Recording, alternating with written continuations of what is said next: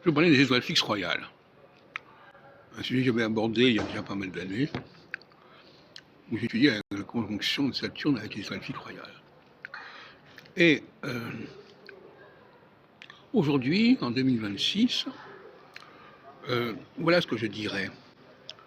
Les étoiles fixes royales, qui sont 4, font pendant aux axes équinoxiaux et solsticiaux, avec les 4 signes cardinaux, 0 bélier, 0 cancer, 0 balance, 0 capricorne. Et effectivement, dans une astrologie octuple, comme celle que je préconise, ça tombe très bien.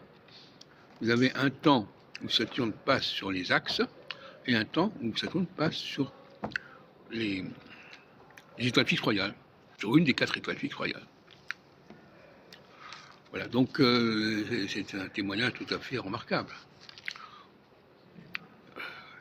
À la moitié du signe fixe, il y a un basculement de phase.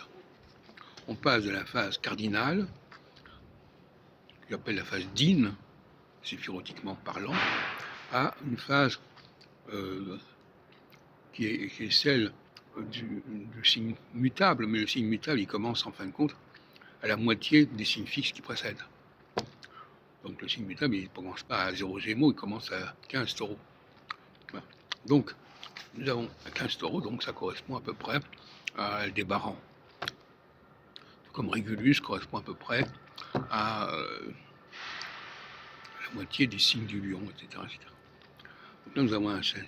Alors, vous savez qu'en 79, j'ai publié Aquarius le vers du Verseau.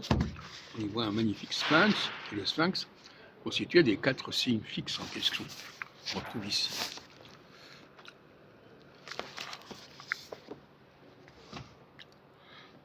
Donc, on est dans l'astrologie octuple,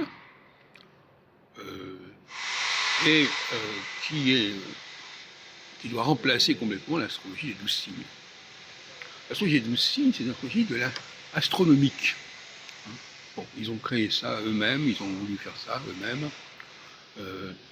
d'après notamment les lunaisons, les nouvelles lunes, peu importe, les 12 nouvelles lunes en un an.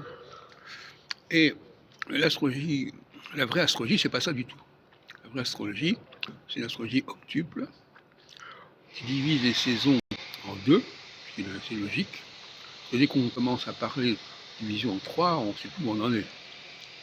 Donc on a un gâteau, on peut le diviser en 2, en plus en 4, en 8, mais le diviser en 12, ça devient très compliqué. Il faut prendre le 3 et le diviser. Enfin, ça n'a pas beaucoup de sens. Donc là, il y a une frontière, un divorce net entre l'astrologie astronomique, les 12 signes, et l'astrologie exceptionnelle, qui est 8 secteurs.